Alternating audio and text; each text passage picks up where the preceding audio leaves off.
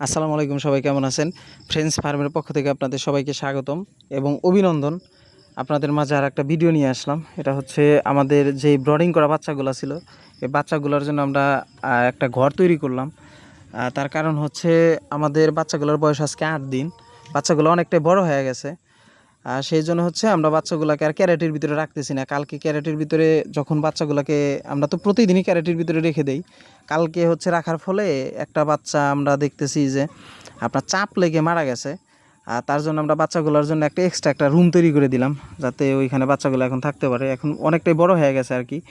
আপনার ক্যারেটের ভিতরে রেখে দিলে গাদাগাদি হয়ে থাকে, কারণ বাচ্চাগুলোকে হচ্ছে 1 দিন থেকে 3 দিন পর্যন্ত বা 4 দিন পর্যন্ত ক্যারেটের ভিতরে রাখা যায়, কিন্তু 4 দিন পর থেকে বাচ্চাগুলো আলহামদুলিল্লাহ অনেকটা বড় হয়ে যায়। তারপর আর কি বাচ্চাগুলোকে ক্যারেটের ভিতরে রাখলে এই প্রবলেমগুলো দেখা যায়, চাপ খেয়ে মারা যায় বা কম বাচ্চা বা গাদাগাদি করে থাকে।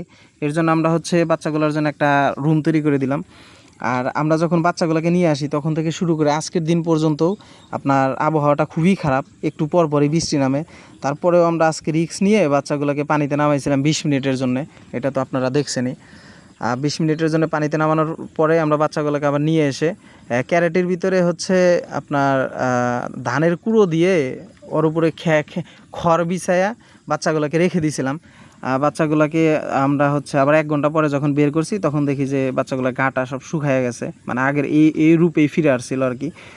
আর এর আগে যখন আমরা বাচ্চাকে পানিতে নামায় দিছি তখন ওই 118 বা 120টা বাচ্চা যে নিয়ে আসছিলাম, তখন আমরা যখন বাচ্চাগুলোকে পানিতে নামায় দিছি তারপরে ওই সময় হচ্ছে রোদ ছিল।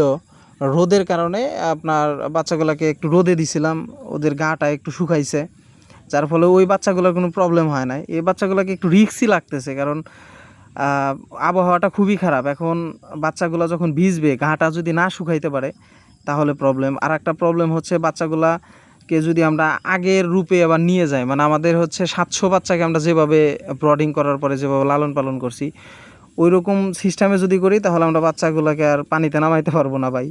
কারণ এর আগে আমরা বাচ্চাগুলোকে 20 দিন 25 দিন পরে নামাইছিলাম, বাচ্চাগুলো নামতে চায় নাই, তার কারণে আমরা অনেকটাই লস খাইছি আর কি।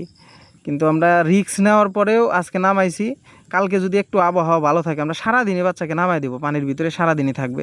আপনারা অনেকেই প্রশ্ন করেন যে ভাই আপনারা এত ছোট বাচ্চাকে কিভাবে পানিতে নামায় দেন, তাহলে তো আপনাদের ক্ষতি হয়ে যাবে। ভাই আমরা হচ্ছে ক্ষতির সম্মুখীন হয়েই এই পর্যন্ত আজকে আমরা 700 বাচ্চার ভিতরে 200 বাচ্চা সেল দিতে পারছি। আর সবগুলো বাচ্চাই হচ্ছে আপনার মারা গেছে, ব্রডিংকালে কিছু বাচ্চা মারা গেছে, আর ম্যাক্সিমামগুলাই পানিতে নামানোর ফলে মারা গেছে। তার জন্যই হচ্ছে আমরা ছোট থেকেই বাচ্চাকে পানিতে নামানোর একটা ট্রাই করি। যখন বাচ্চার বয়স 10 দিন বা 12 দিন হয় তখন বাচ্চাগুলো এমনিতেই পানিতে যায় আর কি।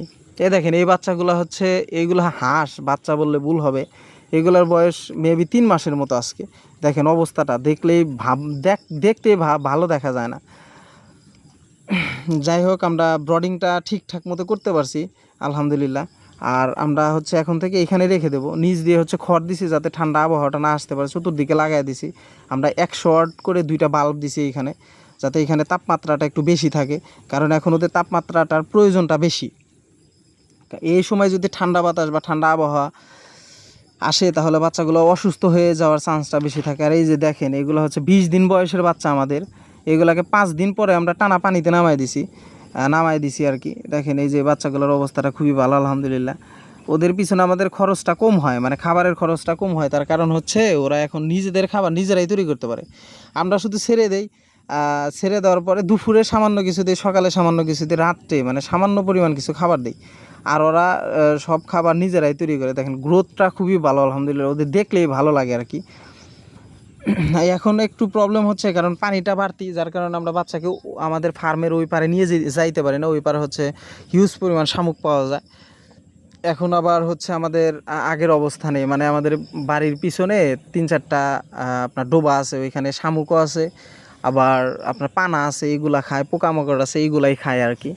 এই জন্য আমরা বাচ্চাকে আপনার ওপার নিয়ে যাইতে পারতেছি না, পানি বাড়ার কারণে, পানি বাড়তির কারণে। কারণ ওই পারে নিয়ে গেলে আপনার কোনো জায়গায় আপনার শুকনা নাই, বাচ্চা এলোমেলো হয়ে যাওয়ার চান্সটা থাকে, আর ওইখানে ওরা খাইতেও পারবে না, যার কারণে আমরা বাচ্চাকে নিয়ে যাচ্ছি না।